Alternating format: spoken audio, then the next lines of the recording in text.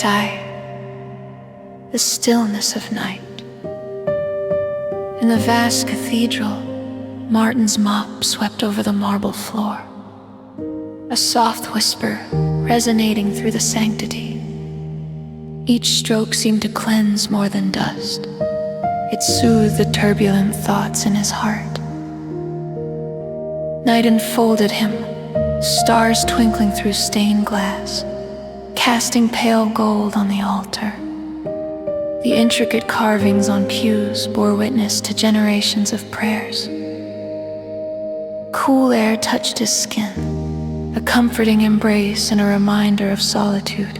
Martin paused, eyes on the crucifix, a silent sentinel of faith amidst turmoil. Alone in sacred stillness, doubt gnawed at him. Did he belong here? Lord of mercy, he whispered, a fragile thread to heaven. Why do I feel so lost? Help me find my place in your plan. The question lingered as if absorbed by the walls. The echo of desperation. Hours passed, night giving way to dawn, the cathedral filled with golden warmth as light seeped through windows. Martin's steps echoed softly. The organist arrived, filling the space with a resonating hum, wrapping around Martin's heart like a tender embrace. Yet the ache of isolation persisted. He paused beneath the window of the Good Shepherd, its light casting vibrant colors upon his face. A tapestry of ruby, amethyst, and sapphire. The image whispered promises of a love beyond understanding. He sat on a pew, breath-catching in a plea. Shepherd of my soul, guide me, I feel invisible. Show me your presence. Teach me to belong. As he prayed, assurance wove through his thoughts like a soothing breeze. You are known. It seemed to say he savored the thought, a balm on a parched tongue momentarily quenched of dryness. A light in the shadows, hope kindled in Martin's heart. Dawn cast gold fingers over the cathedral, bringing stone saints to life as he worked, humming with the organ's melody. Shadows of doubt lifted like morning mist. At the entrance, the door was ajar outside. A young woman stood, weary and hesitant. Her eyes mirrored his loneliness, an unspoken kinship that tugged at him. Compelled by an inner nudge, Martin approached. Are you all right? He asked, his voice woven with kindness, offering warmth. Startled, she nodded, her eyes conveying more than words. Hesitance melted as she spoke. A story of seeking peace, feeling lost, much like he had. Martin listened, heart opening, recognizing his journey in her words. The gift of belonging. They sat together, dawn mirroring hope in both lives. Martin spoke of God who listens, the shepherd who knows his flock. They prayed side by side, their voices a plea for belonging and peace. Their connection made the moment sacred, burdens shared, hearts lightened. In their shared moment, Martin felt the Holy One's presence,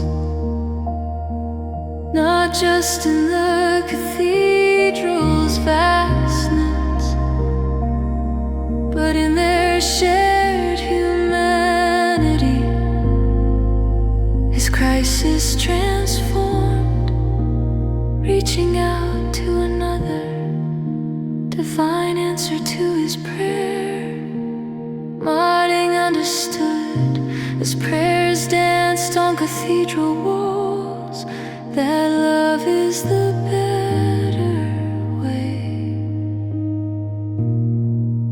the path to belonging.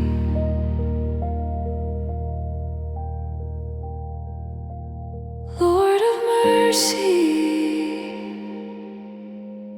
thank you for guiding my steps,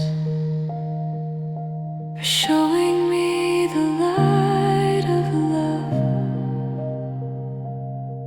and for teaching me that in your presence I am never alone. Amen.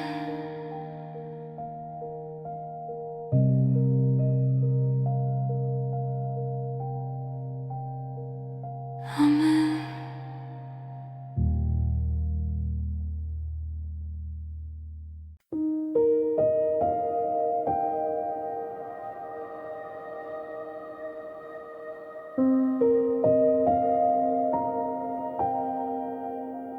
Act I, Desert Passage. The old bus creaked its way along the sun-baked desert road, each bump launching tiny whirlwinds of sand that danced in its wake. The summer sun dominated the azure expanse above, casting a golden glow that seeped into the parched landscape. Inside, the heat was a living presence, wrapping itself around the weary travelers. Only the rhythmic whir of cicadas penetrated the murmurs of their fatigue. Sunlight filtered through dust-covered windows, creating dappled patterns that shifted with the bus's every jolt. Clara sat amongst them, her fingers gently tracing the edges of an envelope nestled in her satchel. Inside lay the confessions she hadn't yet found the courage to voice. Her heart recalled the serene echoes of her morning prayer. Lord of mercy, guide me to peace, a mantra whispered to the dawn. An elderly woman seated beside her offered a small cup of steaming tea, her smile as soothing as the drink itself. Clara accepted it gratefully, feeling a warmth that transcended the physical. The woman's voice, soft yet resonant, carried wisdom older than the desert sands. In all of life's seasons, the soul finds calm and trust. She said Clara felt an inexplicable connection, as though this stranger was channeling divine insight directly to her heart. When the bus halted at a dusty rest stop, the passengers unfolded themselves beneath the spreading shade of acacia trees. Clara watched the elderly woman step aside to pray, her presence imbued with a sacred tranquility that seemed to magnify in the desert's expansive silence. The atmosphere shimmered, a mirage of heat and light engaged in a celestial ballet. Intrigued, Clara approached, her curiosity mingling with anticipation. "What's that you're saying?" she asked, her voice a respectful whisper. "Psalm 23, the woman replied, her words a gentle benediction that flowed from lips worn by both time and faith. Inspired, Clara felt a deep stirring within her soul, a yearning to cast off her burdens and seek divine guidance. "Holy One, I'm lost in my own deceit. Guide me," she whispered into the arid breeze. Her plea carried off into the ether by the wandering wind. A profound sense of peace enveloped her, soothing her inner tumult like a balm. Perceiving Clara's silent struggle, the woman extended a small weathered booklet toward her. "Take this, dear child. It has traveled many roads," she imparted, her eyes gleaming with a light that suggested unseen depths of understanding. Courage and confession. Back on the bus, Clara opened the booklet, its pages filled with passages that poured light into the dark corners of her heart. Igniting a flicker of courage, it was as if the woman had been placed in her path as a messenger, aligning divine providence with her need for redemption. As the bus rolled onward, its destination gradually revealed itself through the haze, a bustling cityscape emerging like a mirage from the desert. Each familiar landmark tightened Clara's resolve. She had to unravel the web of deceit she'd woven. Though her heart raced, the newfound calm she carried reassured her, like quiet skies after a tumultuous storm.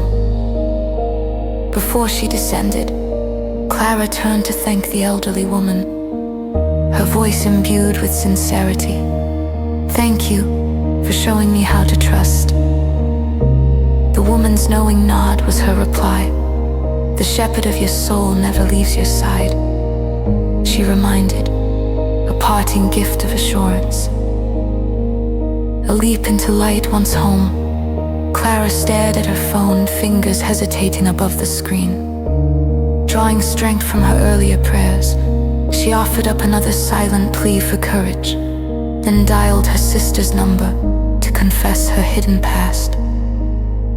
With each truth she revealed, Clara felt the weight lifting, the path before her growing lighter. Her sister's response, compassionate and unexpectedly forgiving, flowed with the ease of a gentle stream.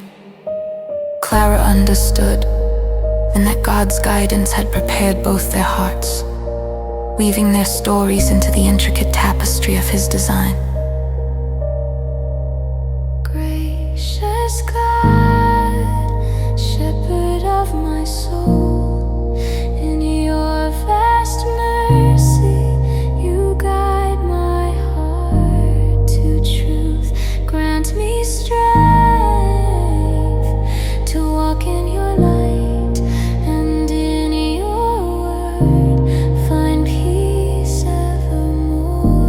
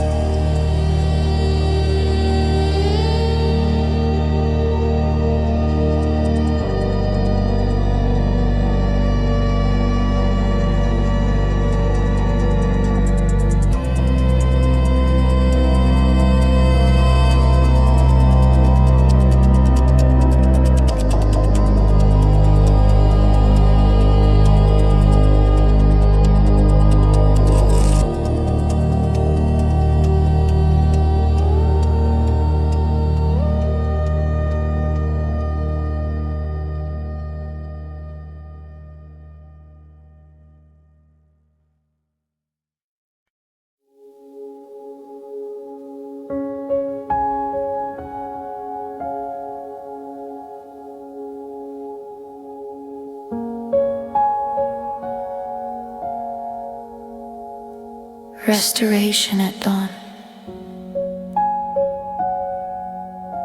Acti the mountain road. Caleb maneuvered his car along the narrow winding mountain road. The tires crunching softly over gravel dusted with frost. The early dawn was a pale promise in the eastern sky. The world around him encrusted with a delicate crystalline sheen. The sharp scent of pine mingled with the rich aroma of coffee from his travel mug, offering a simple comfort against the cold solitude that clung to him like a shadow.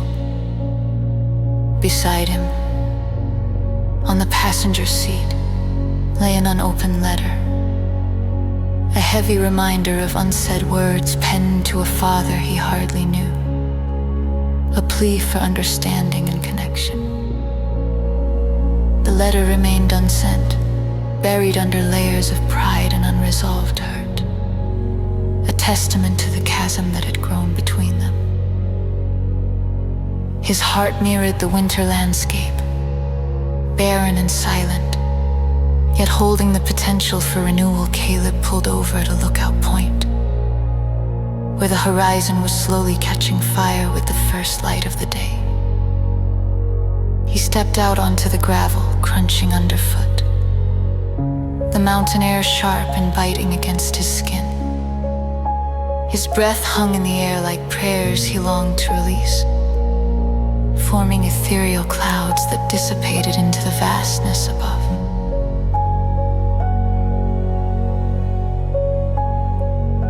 The ancient chapel stood silent against the mountainside, its stone facade worn by years of weather and whispered prayers.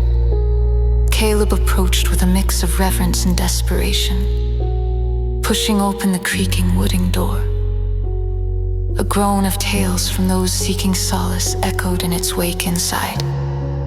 The air was still and cold, the stone walls adorned with the faint glow of morning light filtering through stained glass.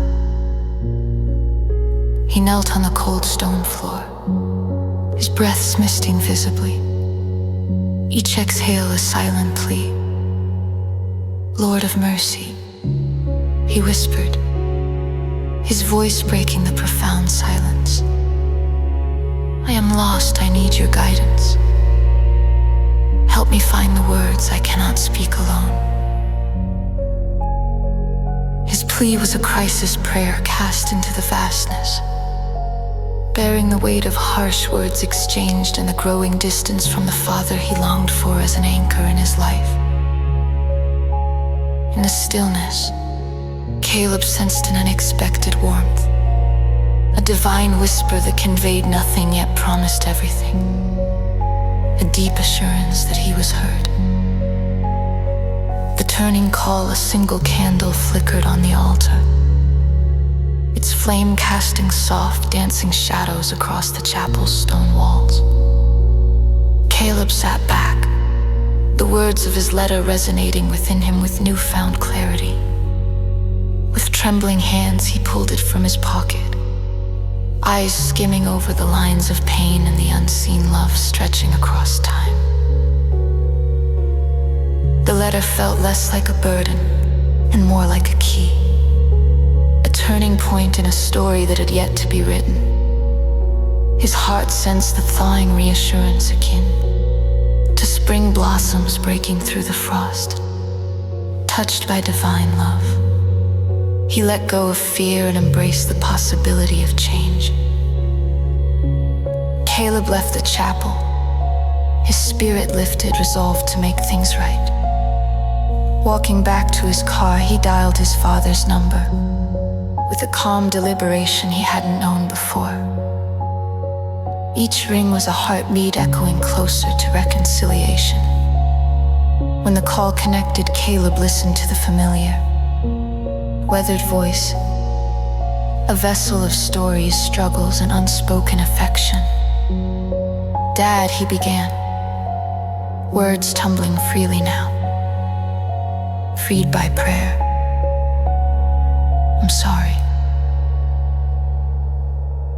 A new beginning, their conversation ended with tears and laughter, words weaving a new fabric of understanding between them. The sun was now brilliant in the sky, painting the world with vibrant hues of hope. Caleb felt a profound peace settling over him.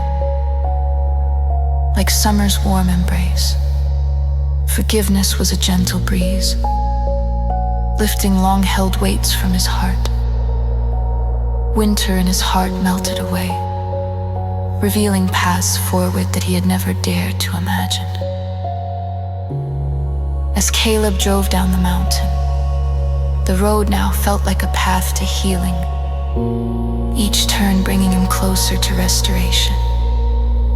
The letter, once a symbol of loss and longing, now lay as a testament to what was found, its purpose fulfilled.